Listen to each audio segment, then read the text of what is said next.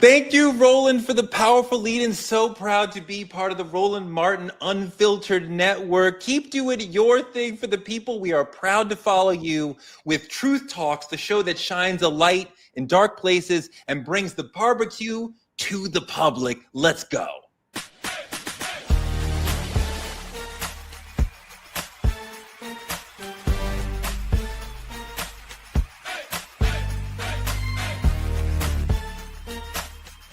Are y'all ready to roll? Let's go. Welcome in, Truth Tellers. This is Truth Talk Season 2. We were hot to death on Fox Soul last season, but we've moved to a new platform, Roland Martin Unfiltered, the Black Star Network, so we could be bigger, blacker, and more unapologetic than ever. We have our Dr. Viral star from last year still with us, holding it down, the core of the team, the superstar, Dr. Cheyenne Bryant. How are you?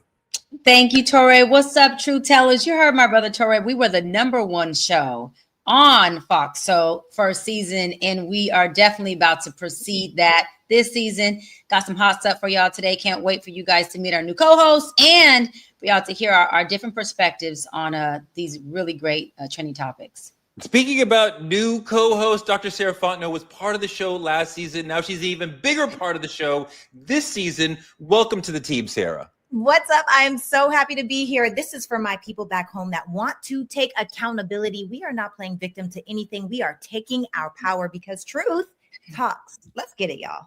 And we have from the Loverboy podcast, Demetri. I'm sorry, I messed up the name of your show. What is the name of your show, brother? Lost Loverboy. The Lost Loverboy podcast. I forgot because you're here. You're not lost. I'm not lost. Demetri Wiley, the Lost Loverboy podcast, holding down the millennials and the old Zoomers. What's up? Hey, listen, I'm only here because my grandma told me to be, so I appreciate y'all. Sarah, you were part of the show last season. I was not. Can you give me a little clue on what we're trying to do this season? Yes, of course. So it's just amplifying Black voices. I personally am coming from a more conservative voice. So I know y'all about to be all up in my comments, but that's okay. I'm here for it because like I said, truth talks. And no matter what you hear, there's going to be something that you hear back in your home or in your car, wherever you may be, that you relate to. Yeah, for sure. We're 4 different people, 4 different perspectives, different generations, different political ideals. So it's going to be an argument, but we love each other. But we want to hear from you in the comments what you want us to talk about, where we're going with it. Let's get into it. Trending truths. That's how we're going to start. Story number 1. Oh, boy, y'all. The Diddy trial, the trial of the century. This is wild. And Kid Cudi was on the stand this week. He called Diddy a Marvel supervillain and described how Diddy broke into his house after Cassie told him where he lived. And Cudi is dropping Cassie off at the hotel, making sure that she's safe. And Diddy is like, I'm in your house. So he calls Diddy and he's like, are you in my house? And Diddy's like, yes, I am here waiting. Can you imagine? Like, you're not at home and Diddy is in your house waiting for you. That's wild. And then he allegedly blew up Cudi's Porsche, right, after threatening to do it. So this was some of the wildest testimony that we've had thus far. Demetri, how do you feel about this whole situation, the Kid Cudi conversation about what Diddy was doing to him, how he's trying to control him? This is Cudi leaving the courthouse after testifying. You know, for me, honestly, it's really giving Mojo Jojo or like Dr. Duke from Slurry.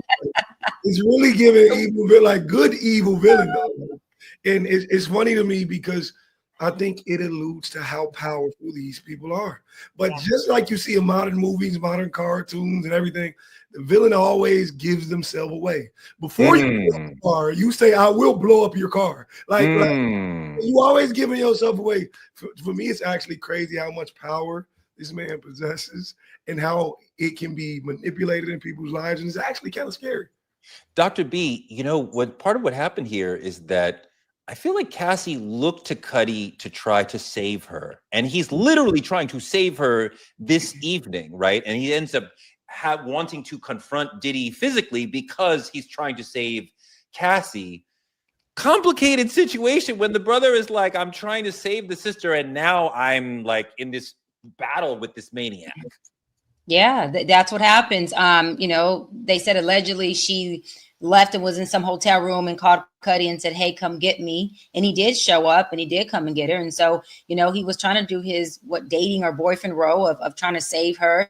But at the end of the day, the saving has to come from Cassie, right? She has to want, again, to figure out how to save herself, figure out how to get out of the situation. Because as you see, anyone she comes in contact with, whoever's in proximity with her, ends up being a direct, effect or a direct risk and a threat from Diddy. And so it's almost like anyone involved in the situation, as we see in the court proceedings, are all a part of his power and his control.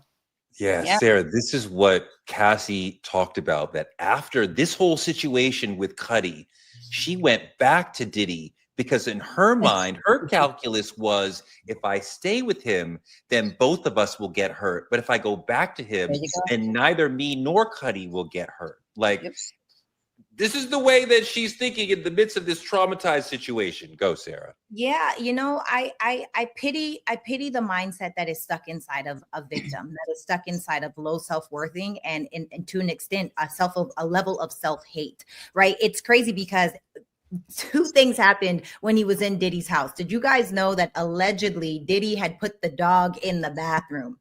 You locked the dog up in the bathroom while you were sitting in this man's house. And I just feel like that's such a depiction of how he is. He is such a power and control freak. It's the same thing that he's done to Cassie. He put her in the bathroom. He put her in a freak off. He put her wherever he wanted to move her. That's what he does. And he gets away with it. But with good reason, when you think about how this man literally blew up Cudi's car without, when he said, what are we going to do about my car? When he was testifying, and Diddy said, what do you mean? So it's crazy how he continues to get away with all of the things that he gets away with. But, it's hard for me to relate to someone that is a victim mindset. It's a really big challenge for me because I've been through that. Moved to a whole country by myself at 20 years old. No, I know, but that you survived it with all the resources you have, family, church, all the things that set you up to survive that situation. And thank God you did. And I'm uncomfortable using your success in that moment, in your moment of trauma and challenge, to judge what she should have done in her moment of challenge and trauma when she was. And I would think that your experience would lead you to be understanding of how difficult it is for her rather than judge her. I feel like you're judging her. Well, I'm observing her, right? It's not a judgment as much as for me, it feels like an observation. My observation is 11 years is a really long time to be getting abused. And it really just gets worse and worse over time. And so when that time is focused on, you've already established that you have a predator and you have the prey, and she's going to keep showing up and she just wants to be loved so bad.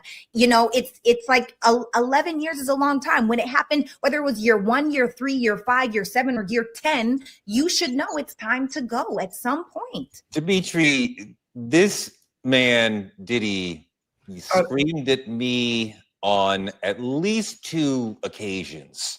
And the power differential, I wasn't working for him, but I'm in the music industry general sphere as a journalist, as a reporter. So, it was very difficult, right? And you understand the massive power imbalance between you and this other person.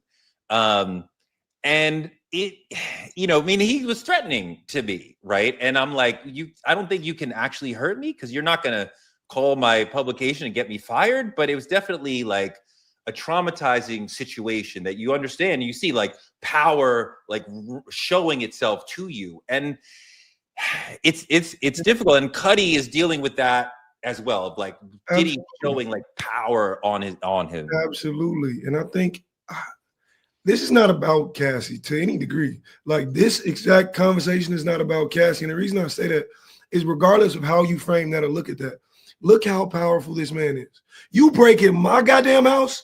First off, how you get in my house? Like, if I lock my keys out my house, I can't even get in my own house. Demetri, Cudi got a house that's way bigger than Hey, listen, you never know. There's plenty of entry points. Hey, listen, but all I'm saying is the thing about it is for a man to enter your domain and don't think you're gonna shoot his ass, call the police. He Come actually on. pretty We untouchable. did call the police. He How did they actually call the believes cops? he's pretty fucking untouchable. And the audacity, that's one. But two, right? Look at Kid Cudi keeping silent for so long. He's scared. And regardless if he, like you said, he's yelled at you, and you've seen it personally. There's people living everyday lives who are afraid to talk back to their employer, who are afraid to stand up to themselves in front of who they actually work for. This man just got motherfuckers in fear. You don't even work for him. Terrifying. Let's move on to another really important story that is really difficult to deal with. It's really weighing heavily on my heart, something that I want like every Black person to know about, because we got to talk about stories like this so it doesn't die. Kadir and Nasir Lewis are two 19-year-old twins who back in early March were found dead at the top of this mountain in North Georgia, in an area that those of us who have spent time in Atlanta, like me, I went to Emory, we know the area where they were found is Klan-ish area, Klan area. So like, you know, watch yourself, right? The Georgia Bureau of Investigation came in and said, oh, it's a double suicide. Case closed. Let's move on. This man, Scott Curlin, this white man, found the bodies, took photographs of them, and tweeted those photographs. So he was arrested for that. The family is like, let's look at him. The Georgia Bureau of Investigation is like, we're done. We are moving on. The family is like, no, there's no way they killed themselves. They were very happy. They were not depressed. They had plans in the future. So, but there is internet searches from them saying, how do you kill yourself? How do you load a gun? So there's a lot on both sides, Dr. B, and I'm not really sure what's going on here. Well, let me say this. I stand with the family. I think the family should continue to press until they figure out exactly what happened to their boys. You know, it was said that they used one gun to take two lives, which means one brother had to kill the other brother, watch him die and suffer, and then in return kill himself, all in one scenario. Not saying that that's not possible, but saying that that doesn't sound believable with the evidence that we have. The other thing is suicide is at an all-time high within the Black male community. And so this ties right into the statistics, right? The evidence isn't matching up though. These boys went to an airport. They never boarded their flight. They went camping, 100 miles somewhere else that they never camped to. So all of it is just, I feel like there's so many moving parts that for the family just to fall back and say, hey, yeah, this was a suicide is not something that I think they should do. I think they should continue to push. They should get organizations that are going to help them. And I think this white guy, Scott or whatever, he doesn't even deserve for us to say his name, to get the recognition, okay? Who tweeted these babies pictures of their dead bodies should be under felony charges and doing jail time for a very, very, very long time. And I'll end with this. When you tweet something like that out, that is called secondary trauma. Okay. Every single person who was looking at that, regardless of their race or their creed, whether they have kids or not, are traumatized to the second degree. This man needs to be charged for those charges as well. I think it's a sad story. It breaks my heart. And I really, truly hope that they find justice. Demetri. You know, that's a funny word you use there, Dr. Bryant. Justice, right? The thing about Black people, Black culture, us, me being an African-American man, I'm very aware of this. If a Black death is mysterious, come on. If it's mysterious, it's often ignored. If a Black death is obvious, it's still denied. There is no justice for Black death. We don't get justice. We get explanations.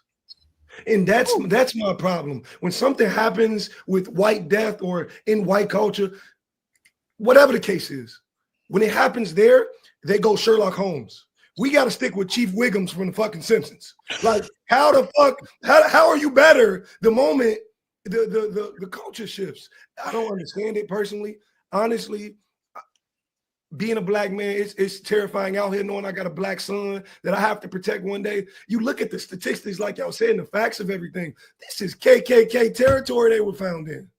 Like, let's be honest here. I'm just lost for words. Yeah, and I agree with you, Demetri, because it feels like we don't matter yet again. Because the problem for me is this white man, Scott, is a firefighter. So you mean to tell me this is a person that's supposed to save lives? This is a authority figure, and he's defiling bodies like this on the internet for everyone to see? The fact that that is even in alignment with someone that's supposed to save people is absolutely absurdity. And you know, we've talked about the suicide rate and how it's been spiking over 50% from 2013 to 2019. Why? Because there's again this pushed out rhetoric and agenda that says, and these actions that show we don't matter. Like you said, Demetri, we don't get justice. We get explanations. They're ready to close this down like this. Why? Because it's easier to give an explanation to the family. But I do have to say this because there's some weird stuff happening in this case. Why did the boys Google how to commit suicide? Why did one of the boys order ammunition 3 days prior to the suicide? And at first they thought it was a suicide murder or murder-suicide. And then they said it was a suicide-suicide. So you mean to tell me, but the gun had their prints, each had their prints on one gun. So you mean to tell me that one brother shot himself, the other brother went and got the gun to then shoot himself? Yeah.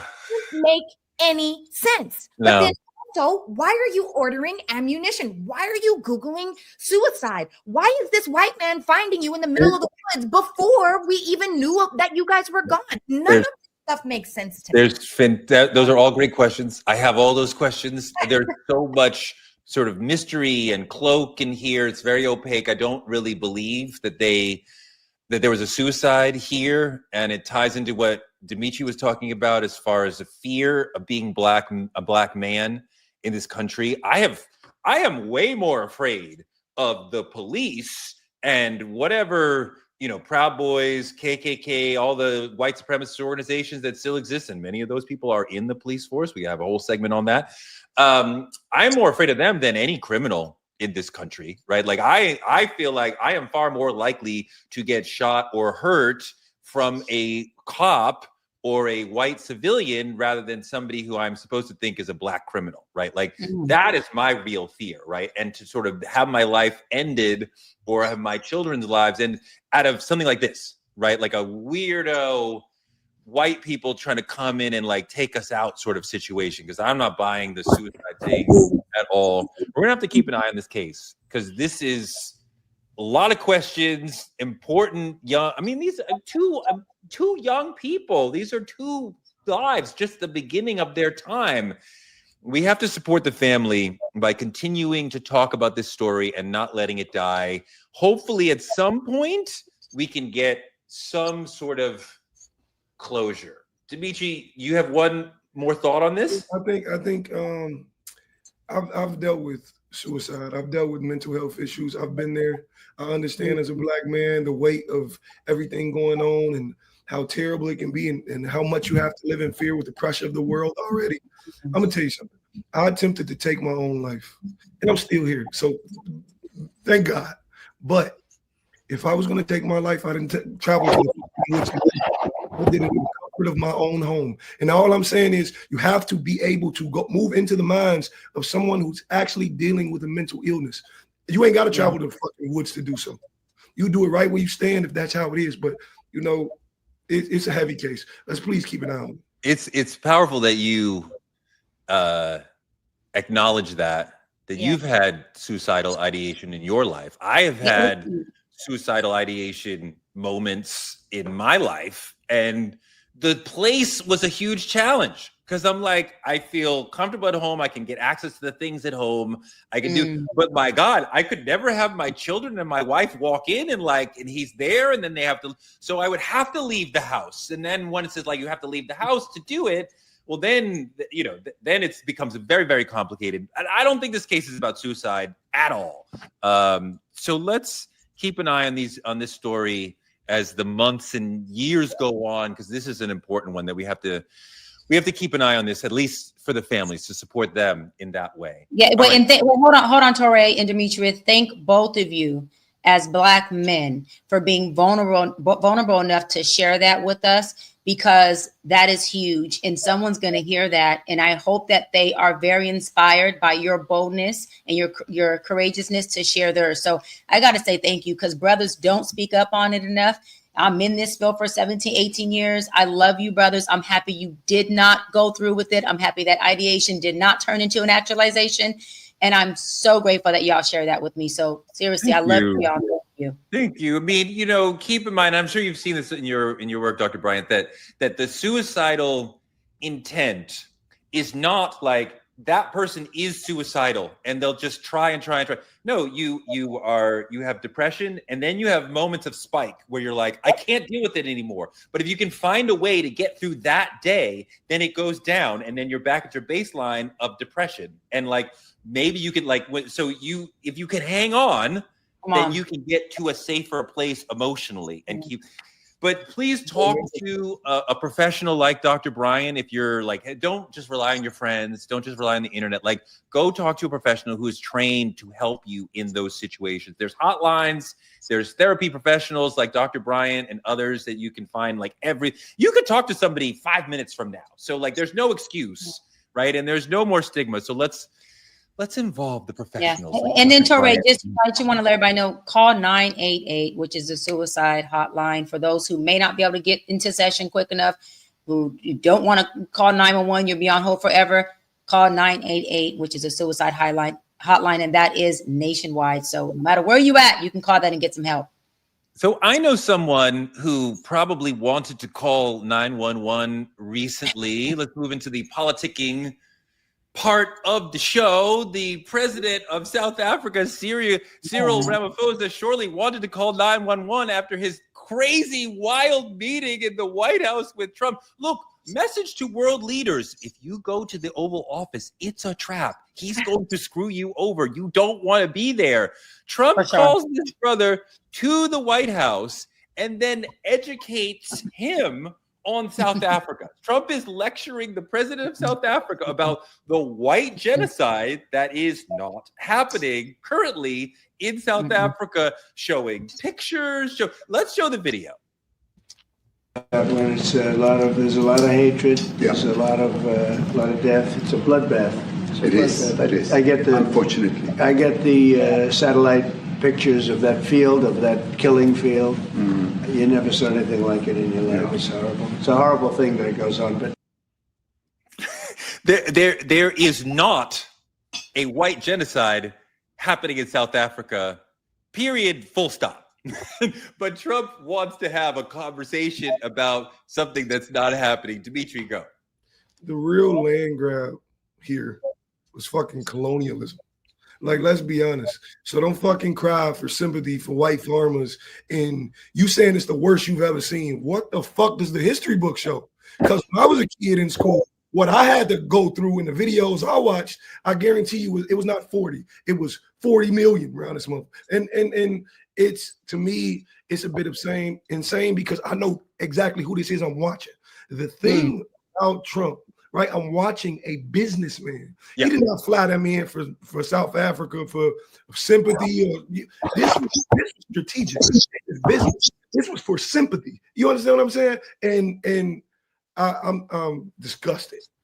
Let's I want to play you one of my favorite comedians of all time, a little bit from George Carlin, this brilliant intellectual comedian who talked a lot about politics, and he had an amazing way of encapsulating basically America's colonialist history. On a very basic double standard, this country was founded by slave owners who wanted to be free.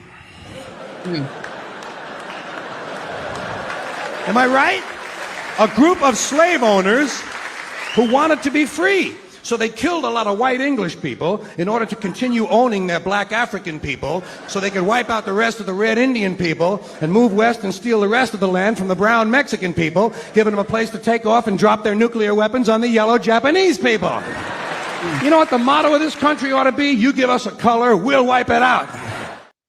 Sarah, you know, one of the parts of this story that makes me go, now I understand what's really going on.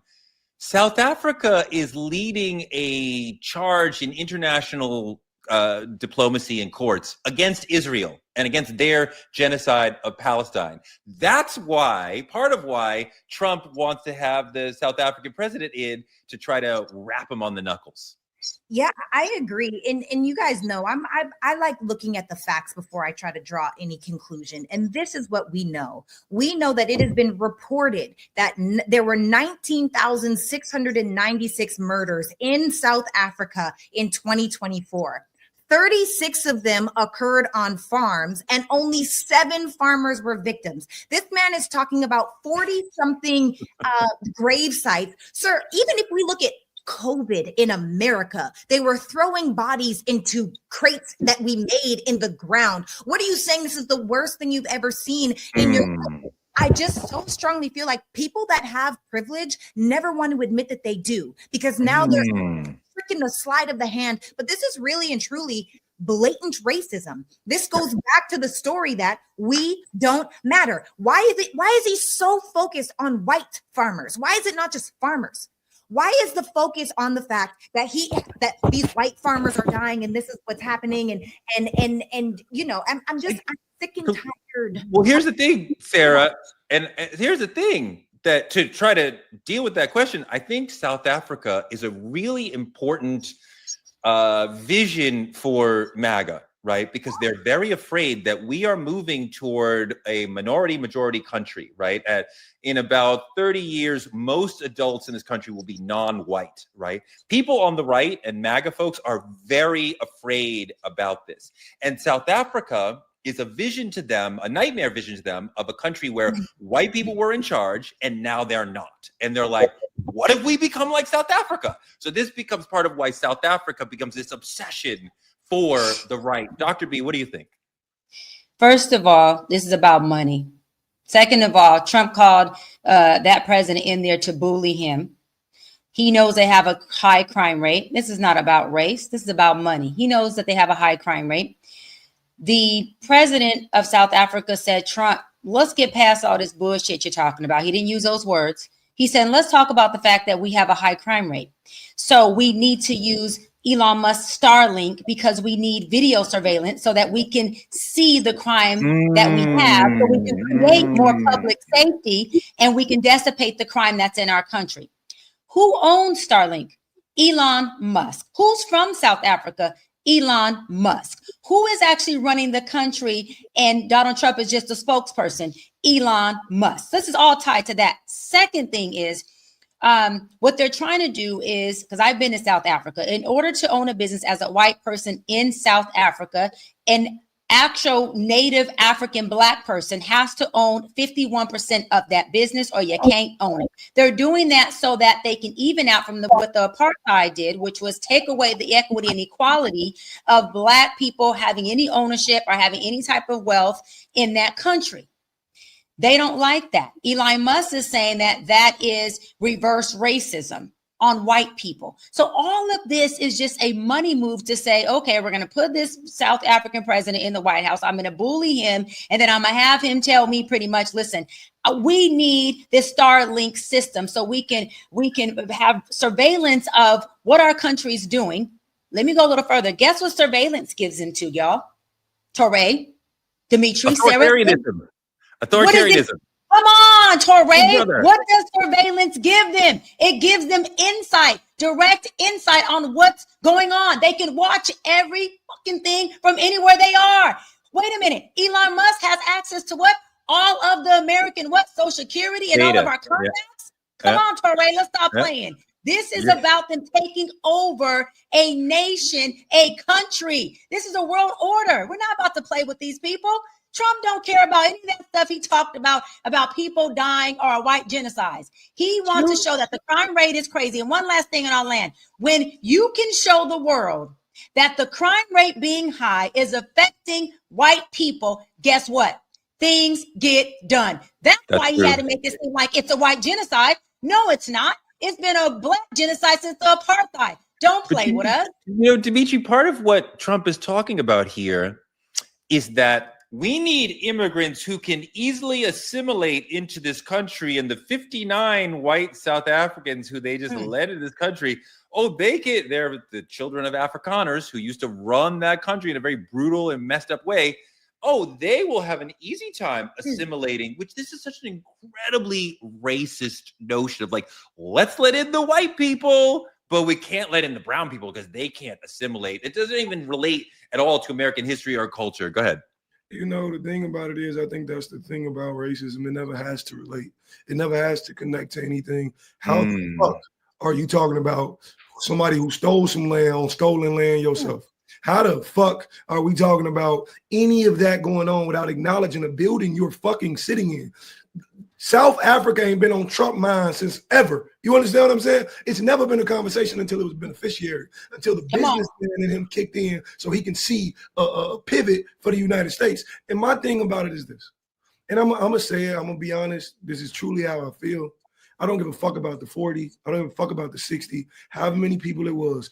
I don't give a fuck till they give a fuck about our people and what the fuck is happening to us. You understand what I'm saying? All that other shit, man, he can save it. Let's get into this another day because this is a big, huge topic. Immigration is really complex, and this particular part of it is really important. This story brings in Trump's inability to discern fact from fiction, how he keeps saying, taking a myth that somebody tells him and believing it's fact and then acting on it, as well as white victimhood, as well as white privilege. So it connects like all these major themes that we keep seeing over and over with Trump. Let's get into the main topic, because sometimes the anger that we feel toward them, toward our political situation, may be misunderstood, maybe misconstrued. Draymond Green was talking about this the other day. Let's roll that clip. Angry black man. I'm not an angry black man. I'm a very successful, educated black man with a great family. And I'm great at basketball. I'm great at what I do. The agenda to try to keep making me look like an angry black man is crazy. I'm sick of it. It's ridiculous. So let's talk about the angry black man, woman archetype, stereotype thing. Draymond, the point of here is not Draymond, who may be a little angry and a little Draymond is freaking angry. He's all those amazing things. He is angry. They have him on the court for a reason. He puts pressure on people, man. Draymond is part of the game. But let's not focus on Draymond. The point is the anger that a lot of us feel at the way that they look at us, and the desire to be violent in response to what we are not getting politically, the justice, the equality. There is a lot of black anger, and you do say, should we be more Malcolm than Martin, more aggressive, more Black Panther than SNCC? Should we, we can march.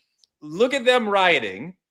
I don't know what they got out of that, but a lot of them went to jail. But like, our political ideals might sometimes need a little more force behind them. We have the president of the NAACP in California here. Are you committed as a black person, Dr. B, to the continuing Dr. King peaceful, civil disobedience, nonviolence, or at some point do we need to add some of what Malcolm X and the Black Panthers were talking about? Well, listen, MLK was a member of our NAACP, and as president, I'm gonna roll with my member, right? But I am that president of NAACP where I'm a little Malcolm. I'm a lot more Malcolm, I should say, and a little less MLK.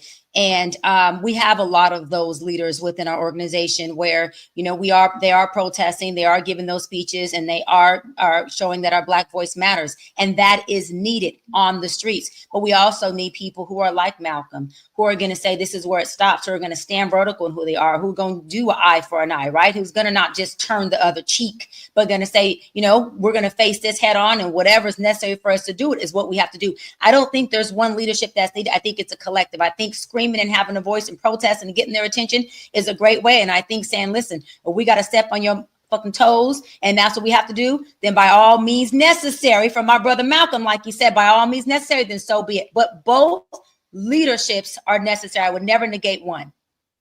Sarah, go. Oh my gosh. It's crazy when we were looking at that first picture that was put up and it was, current times versus Civil War times. And I'm literally thinking if you were to title this rebellion versus insurrection, which would you think was which? Because the truth is, every time that we start to speak up for ourselves, when we do choose to get angry, when we do have a passionate feeling because our people are being disrespected, we're not being loved, we're trying to enforce the fact that we matter, they call us rebellious. They say that we have a civil disobedience, right? And so that's the issue. I think that we as a Black people, though, get to do a much better job of stop being so emotional and reactionary, because emotions are temporary. So if I am outraged and I am angry, yes, that is fuel and that's great. But if you guys have noticed, statistically speaking, and throughout the past, we always run out of steam. We run out of steam because we're not focused on an actual action plan. We're not disciplined to carry something out. We don't come together as a people to make things better. What we do is we're angry. We say that we're angry. We're loud. We're passionate. And then what do? They give us a little bit of media, and then that pacifies us. They give us a little bit of media, and then we forget that we were angry. And we have to do a much better job of committing to the differences that need to happen. Now, I'm not saying that we shouldn't be angry. I'm just saying be angry with a plan. What is the actual plan of action? Dr. B. Just really quick, I want to say on January 6th, what Sarah's referring to, there were a group of people that attacked the Capitol. Yeah. Those group of people are what those group of people refer to us as, I refer to them as, that's what I call niggas.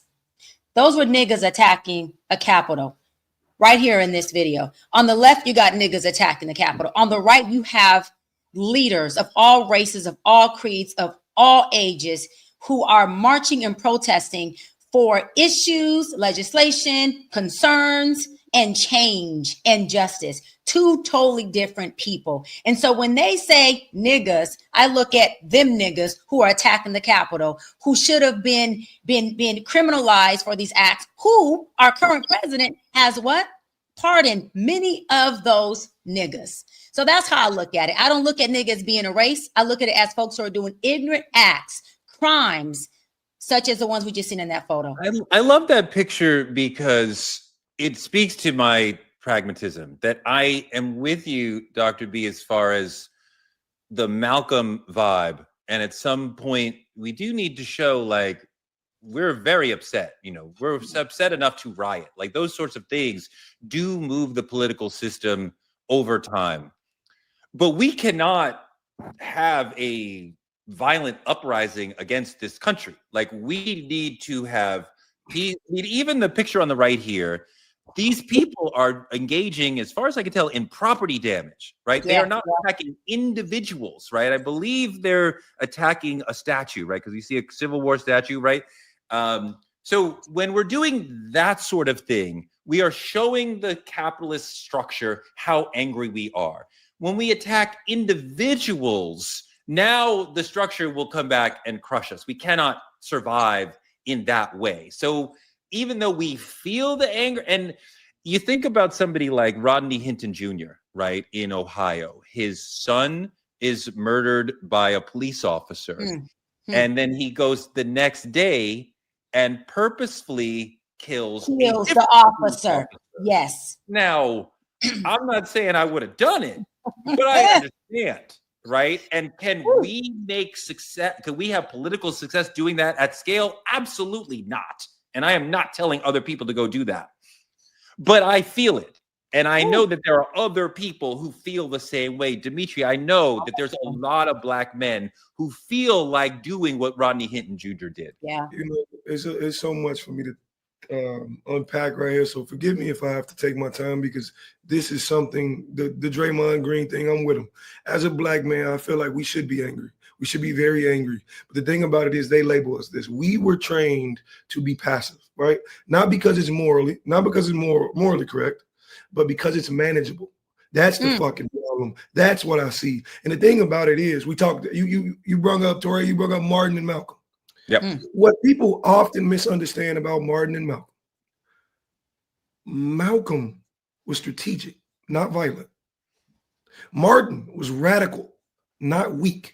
And I think people often misunderstand what the fuck that means, because they saying it's either we be violent or no, we can take the strategic radical approach. Let's do it. But the thing about it is, when we march, when black people march, right, we get fucking arrested with mugshots. But when they storm the fucking Capitol, they get selfies in the fucking public building.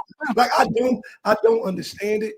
It's completely unjust. I will never fucking understand it. But the thing about it is, I think being labeled is angry. We should be angry. It's a fucking human emotion, and we've earned that right to be angry. It's all about how you display it to the world. I mean, you know, what you're talking about is absolutely right. James Baldwin's talking about, if you're black and you're not angry, what is the problem? Because you should be upset about the state of black people and black justice in this country. We are not getting our fair share. Slavery still affects us. There's massive policing problems. There's massive wealth inequality. We should be angry. And that doesn't mean we should leave this country. I want this country to be better for us. Don't tell me if you don't like it, then leave. No, I want America to be the greatest country in the world and to work for us and not just for them, right? Dr. B, go. You know, I love what Demetri said. He said that labeling black men as angry is a form of suppression. That's what I heard him say, right? Yes. It's a form of suppression. And it is also a form of what we've been talking about here on True Talk, silencing the black voice. And let me go further. It's silencing the black male voice, which is the head, not the neck of our community, of our race. And if they can silence y'all, then guess what? They feel they can silence us. And when they don't silence the black women, what does that do? It makes us pass y'all up, proceed y'all in every way that we have, because they are choosing to use you guys' natural way of feeling as a way to weaponize it against you, so that when you are having emotions, they want you to do the opposite of angry and go to the place that's super, super vulnerable and soft. And what that has done is, and I'm probably going to have a huge unapologetic opinion about this, and I don't care. What it has done is it has softened a lot of our black men. It has made our black men feel like they can't stand vertical in who they are. It has made our black men feel like they can't have a voice in their house, a voice in their relationship, a voice as parents. And let me go further.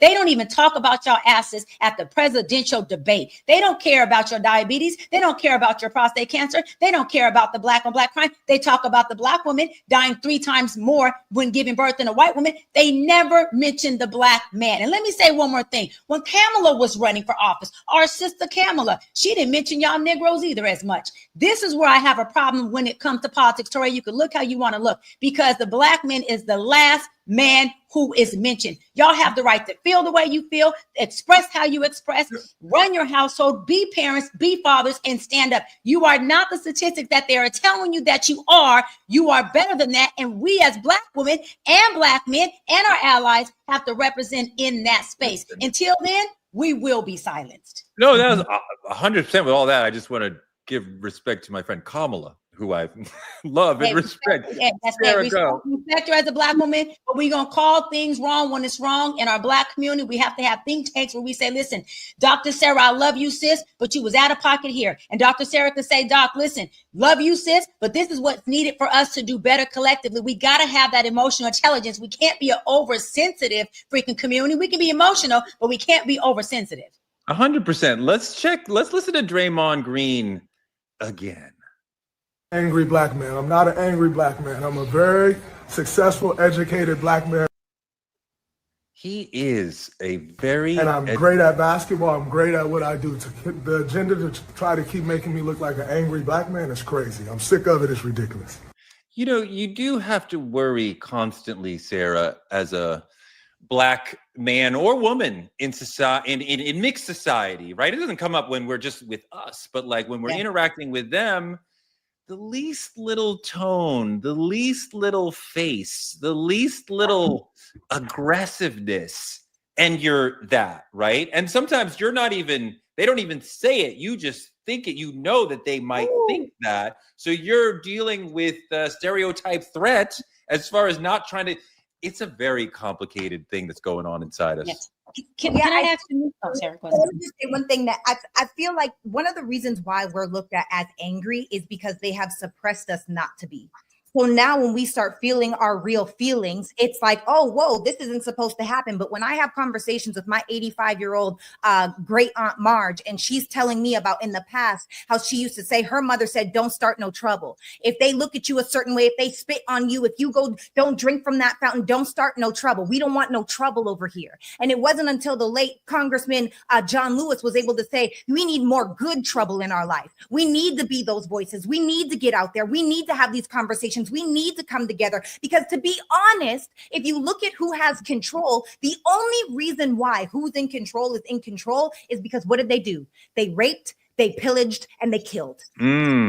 The only way that they were able to literally colonize this entire nation, they took the people that are from Native Americans, they are native to this land, and made them strangers to their own land, and then took it, pushed them into areas that they don't belong in, stole people from other countries, brought them here, and taught them, we're going to rape, pillage, and steal. It's just like the elephant that's connected to the chair. If you put a baby elephant and you harness it to a chair, a small little peg in the ground, it's unable to pull the peg out of the ground. Well, as it gets older, it doesn't even try. Why? Because it is a mind control. Why? Because we are so clear that we are supposed to be nice and dismissive and understanding. And the moment that we come with passion, they're not used to that because they've taught us not to have it. The passion that you're coming with and Dr. B's coming with, I love, and it reminds me of Romany Malik in 40-Year-Old Virgin. Roll that. That I can't do. Now don't be a Negro, be my nigga. All right, help me out. Hold on. I ain't nobody's nigga. Well, I mean, you somebody's nigga wearing this nigga top. Now you're being condescending. You've been warned, all right? Let's move forward amicably. Okay, well, check this out. Though. First of all, you're throwing too many big words at me. Okay, now, because I don't understand them, I'm going to take them as disrespect. Watch your mouth and help me with the sale. Okay, see, now you found yourself a nigga. You were looking for a nigga? Nigga here now. You wanna I suggest you move back. So the whole thing is like that we are like Romney and Kevin Hart is America. Like, help me out. Don't be a nigga, be a nigger. You're like, nigga here now. We are like, nigga here now. Like, we're mad. Like, do we take this feeling that we have to a civil war, Demetri? Like, is that the vibe? Like, people keep talking about that. Like, is that what we need to do? Absolutely, in my opinion, absolutely. Absolutely, fight for it. You know, the thing about it is Black passion. I'm gonna say passion because you've been seeing a lot of it on the screen. Black passion is viewed as fucking criminal in this country. We need to relabel things because why? White rage can be viewed as fucking patriotic. Like, it does not make sense. So the thing about it is, for me, I think the idea of it is a fight at this point. It's something we have to break down and fight for because we're being labeled with things that don't apply to us. It's just who we are. So absolutely, I want to fight. Dr. B, you want to fight? This is my thing. Jay-Z said it best. I have 6 degrees. I went from the hood to the hills. I beat the statistics. I'm not a baby mama. I'm a product of teenage pregnancy. My father was a street dude who sold, move weight. He was one of the biggest ones and a gangster that turned his life over. My mom was a 16-year-old pregnant girl. And guess what, Torre? Guess what, Sarah? Guess what, Demetri? Jay-Z said it well. Still nigga to some people. Still nigga. Let me go further. Still nigga to some of my Black people too. So what am I saying is it's not about us focusing on whether we want to fight or not physically. We need to focus on what is the fight that we are fighting for. First of all, what's the loaf? Let's breadcrumb what the hell that strategic fight looks like. One thing Republicans do, which predominantly are white people, as we know, they strategize years ahead. They know who they want to run for office in 4 years, in 10 years, and 30 years. We as Black people, whether we dim or liberals, because I don't care, need to have think tanks where we are strategically figuring out what is the fight. Why are we protesting if we don't know the fight? Why are we even having an emotion and feeling so strong if we don't know what that emotion needs to result in? What do we want that to be? What is our feast so we know what to cook? Demetri, I think that she makes an excellent point that I'm not sure what issue is so passionate and central to a wide swath of Black people, multiple classes, Atlanta, New York, LA, Oakland, that would everybody's going to work, like when it was the civil rights movement, the Black Power movement, the issues were clearer to us. So it was easier to get a large group of Black people to say, I will sacrifice my body, potentially my health and safety to march here, the issues now are much more complicated. I don't know that you could you could get a group of people to coalesce to where they're risking their bodies for. I just think the issues are heavier now, are broader now, and the needs that we have as a community are much broader now. Go ahead. Absolutely, I absolutely agree with you, and I absolutely understand all that. But the problem is this: we've never lacked warriors. We lack a war room. That's the fucking problem. We don't have anywhere to strategically get this fight together. There's not spaces where we're large enough where people are gathered. Look how strategic they've been with us. At one point, major corporations adopted the Black Lives Matter movement. Within a year, it was completely wiped. They like you said, Dr. Bryant, breadcrumbed. They painted the streets. They fucking did all these things just to silence us long enough so we forget that any of this fucking occurred. We need to sit down, create strategy on how the fuck we can fight back, and then go out there and fight it. Because fighting doesn't have to be violent. Torre, I'm not an angry Black man. Don't label me now. I'm not an angry Black man. You should be. I'm just a Black man with some anger. That's all I am. You should be. You shouldn't be an ABM, but you should be angry because of what's going. I feel like that you kind of made reference to Black Lives Matter there, and I want to bring out a point, and I wonder if Dr. Bryant, as an NAACP person, agrees with this. Black Lives Matter had a tremendous impact on America. Before Trayvon Martin, before Black Lives Matter really got going, Ferguson, we saw in this country police killings as separate things that happened that didn't have any relationship to each other. And there was not any legislative or political feeling of like we could do something because something happened in Buffalo, something happened in Oakland. They are completely separate. And Black Lives Matter, through nonviolent education of the masses, through Twitter, through other media, made people see these are all interconnected stories. This is one singular thing that is happening.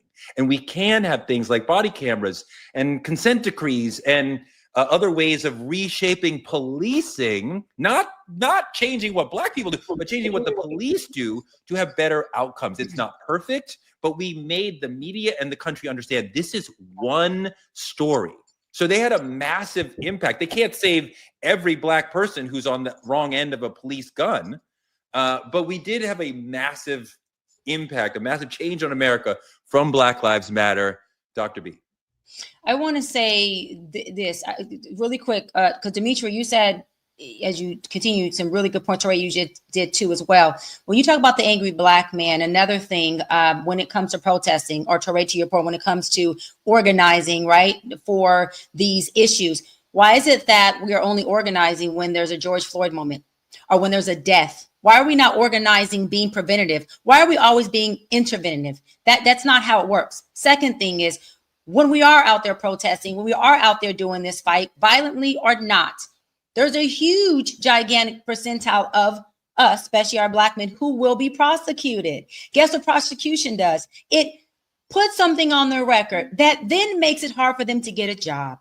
Then what does that do? That messes them up socioeconomically to where they cannot take care of their family. So now they not only become to the outside world, but to the woman, a nothing ass man who can't provide because he ended up being prosecuted for fighting for something he wanted. NAACP made a pact with the LA Police Department that said, while we're protesting back in George Floyd, because I put together the very first march where the police law enforcement marched and protested against their own people when George Floyd fought. I had every political elected official out here. I had the chief of police marching in the front lines with us for the first time in history. But we made sure we made a pact. And we told them this: you cannot arrest not one person. You cannot arrest not one person, especially not a Black person, because that is systemic racism. The second thing that happens is what happens? we end up being folks who are out here trying to figure out, okay, when we're organizing, Black Lives Matter, NAACP, 2 separate civil rights organizations, but they shouldn't be separate by cause. They shouldn't be separate by fight. They can be separate by title. They can be separate by name. I want to give Black Lives Matter their props for a second. NAACP, we sit with the police, we sit with the police staff, we sit with law enforcement, we chastise them, we have conversations, we create policy, we create legislation. Let me tell you something Black Lives Matter won't do. They're not sitting with law enforcement. They ain't sitting with no police or chief. They said this, we want no parts of them. What am I saying? Both leaderships are necessary. Black Lives Matter is making a large splash when they were on the streets, and NAACP is systemically, internally creating legislation, and we are creating policies that can work for us. So all I'm getting to is that, yes, Torre, yes, Demetri, yes, Sarah, we have to organize, we have to be preventative, but we also have to make sure we are having conversations with these lawmakers so our brothers, our sisters don't end up in a worse position fighting for a good fight and having to then do a whole 360 in reverse uno and fight for their life and fight for their social economic status because they can't go nowhere after they fought a good fucking fight. It's unfair. Demetri, if we're going to do a civil war, what do you want it to look like? I want it to be, the thing about it is I can't even put peaceful in the conversation. I want it to be strategic. I want it to be organized. I want it to be led by the exact same fucking people they attempt to tokenize in their own fucking companies and organizations to push Black culture forward. I want it to be led in the social media space we share now. I wanted to start from conversations we have here on Truth Talks. For me personally, because I was out there marching when the marches was happening. I'm not just somebody who step back and talk about it. To me personally, I think it's done best when it's strategic, organized, and thought out. And that's exactly why we need a war room to do so. Before we ever deploy for a war, we sit and we say how we're going to do it. That's exactly what needs to happen. Sarah. I couldn't agree more, you know, and I'm so happy, Demetri, that you clarified the aspect of being strategic and that it doesn't necessarily mean a fight. Because on January 6th, they were shooting those men with rubber bullets. We don't get shot with rubber bullets. We get shot with lead bullets. And if we are out here going out trying to make all of these changes, it's really easy if we're all in one place to take us all down at one at a time. And so for me, civil war, strategic civil war means getting our economy together. It means coming together as one, identifying, like Dr. B said, you've got to identify what is the next step, like where are we even at and where is it that we want to go so we can reverse engineer that thing. We need to have our voices heard, like Truth Talks. We need this platform. We need to be able to amplify the voices of the different Black experience so we can actually all see we're not that much different. Even if we came from completely different circumstances, at the end of the day, most of us are still treated the same when we get pulled over by the police. And we have to know that it's not until we're able to come together. That's how the best way to win is to create economy. We need to be a richer race. Well, that's 100% correct. And that is the point, that we can succeed through economics. Right. And that may be Cudi Jakalia, something more unified, like collective economics. But if we need to have more money coming into the community and using that money to improve the community. I have a dream of Black billionaires, some of them, we don't have that many, but a few of them getting together. We have a lot of them, Torre. We have a lot of them. Let's peel off a couple of dollars so that we can have a bank that focuses on mortgages for Black people. Because if we have more Black people getting more mortgages that are good for them, then we'll have more home ownership, and we will bring more wealth into the community long term, so we can have that money for the next generation, not just our generation. That sort of economic rise is what we need. The fight is never. I mean, look, I was out on George Floyd just like everybody, right? And I love those days and those civil disobedience, marching the streets, shutting down highways, shutting down bridges. Like, these things are really valuable and really important and part of the struggle. But we're really not going to win unless we have a lot of money that we can deploy just to make us a stronger community, right? Yeah. I think the money is the thing that's going to make the protest really, really work. Yes. Dr. B, what do you think? And I want to say, we need to be able to feel our emotion of anger and not be suppressed. When you have these white folks go shoot up a school, is that anger or is that mental health? Okay, I'm back. But when you have a Black man who just is expressing himself at a very loud, passionate tone, but ain't shot nobody, ain't hit nobody, ain't did none of it, just externalizing how he feels. Is that anger or is that mental health? Or is that him externalizing his trauma that he has every fucking right to do? What I'm saying is that cultural competence is needed in this world, in this leadership, in law enforcement. Trauma looks different on us than it does white people, than it does brown people, than it does Asian people. And until they understand that, they will always fear. Go ahead, Torre, go ahead. How does it look different on us, trauma, than others? Let an officer pull behind a Black man, and you'll see how his trauma inflames, and it looks different than a white man being put over by an officer. That's where it looks different. When a Black man gets out and he throws his hands up and says, yo, man, what did I do? What did I do? That's his fear. That's his trauma. That's him confused. He's trying to figure out why me again. Versus a white man that gets out and says, hey, sir, so what was I pull over for? The same message. It looks different. You're talking about a Black man. If he's growing up in the inner city or in the hood, he's growing up with helicopters above his head. He's growing up with a little boy he's raising by himself. He's growing up with a single mama in the household. He's growing up trying to figure out how he can just get from fucking home to school and back alive without being robbed, without being killed. So you're dealing with a different person who has a different environment, who has different needs. And if you don't take the time to be cultural competent, you don't need to be in a leadership position. You damn sure need to be in a law enforcement position, and you are not a person who needs to be dealing with people outside of your race. It looks different on us, and we have a right for it to look different, and we have an even more right to be understood. And if you don't understand us, to stay the fuck away from jobs that serve us. Sarah. Ooh, that's so good. And on a complete side note, I also feel like people in authority need to have a mental illness check before they're even able to do that job, because a lot of them are so mentally ill. They're taking their trauma from back in the day when they were any girls, or they were the shorter guy, or weren't as good at sports, and they're projecting that pain. Now they're adults. They're projecting that onto us in their adult life. So that's number one. Number two, I feel like we need to take accountability for what's happening inside of our lives. What does that mean? It means you can't take away from me what I've built.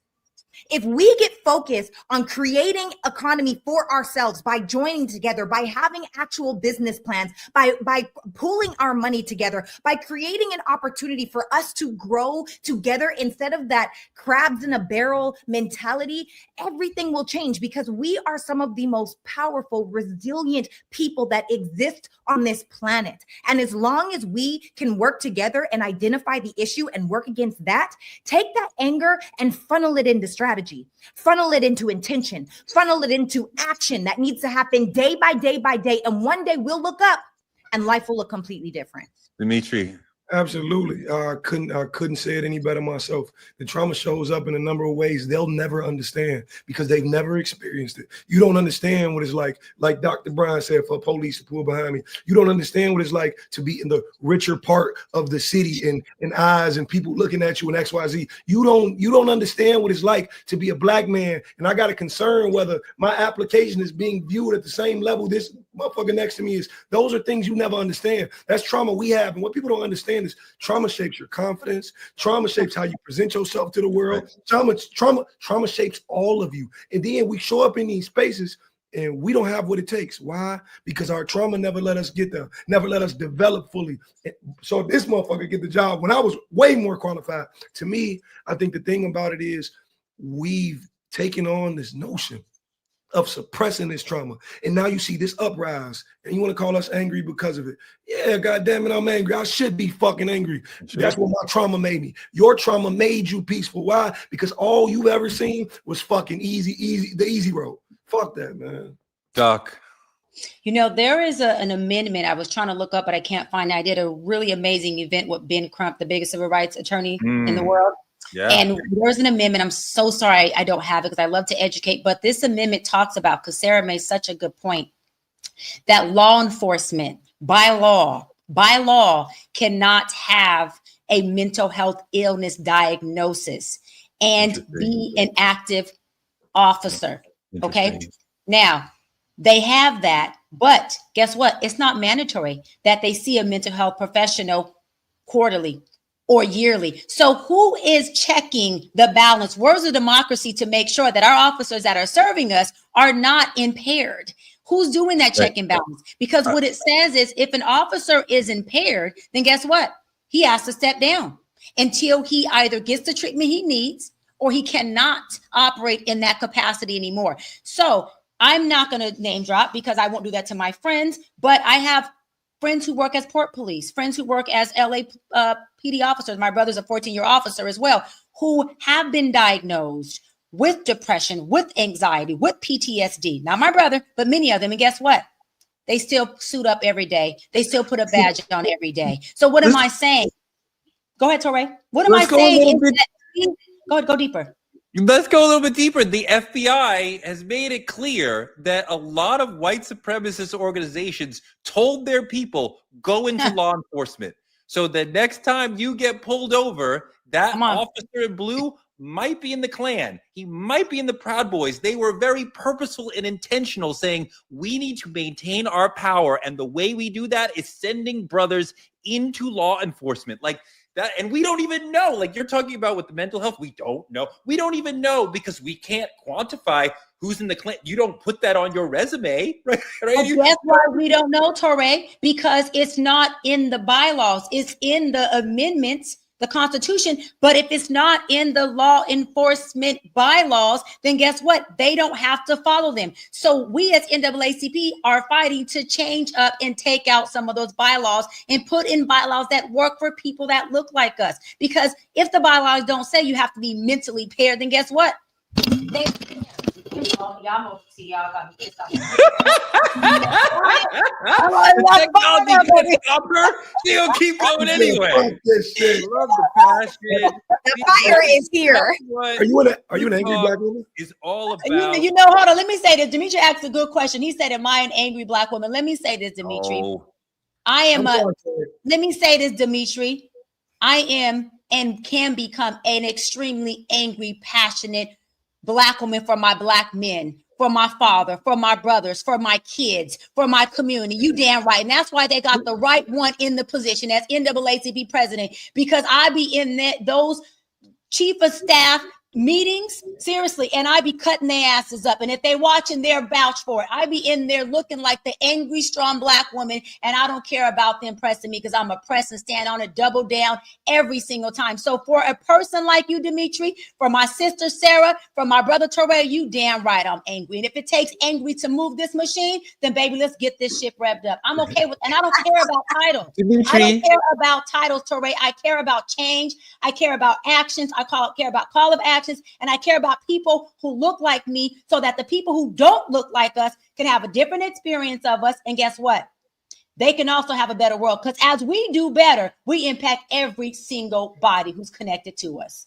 Demetri, you know, I really started thinking about where we are as far as Civil War when I interviewed Malcolm X. And you know what he told me? Wow. You know what Malcolm X told me? What did he tell you? Demetri, he died 10 years before I was born. What are you talking about? Are you kidding me? Listen, great. You look old enough. Listen, I at least thought you were 70. Forever. Literally. Mike. This is Truth Talks. I love you guys. That was an amazing, passionate show. Everybody brought their heart, their mind. That was amazing. Thank you so much for coming with the energy. Thank you so much for being here with us. It's Dr. B, it's Sarah, it's Demetri, and we're going to bring in a lot of amazing guests to come into this mix with us this year. Maybe Mark Lamont Hill, maybe DL Hughley, Ebony K. Williams, perhaps. You never know who from our Rolodex is going to show up on any given night. So please come hang with us every night at 8 o'clock. Roland Martin, Unfiltered, Black Star Network. Like, comment, and subscribe on our YouTube at TruthTalks-Live. You can always watch us on YouTube /TruthTalksLive. Support Black media via the links on your screen.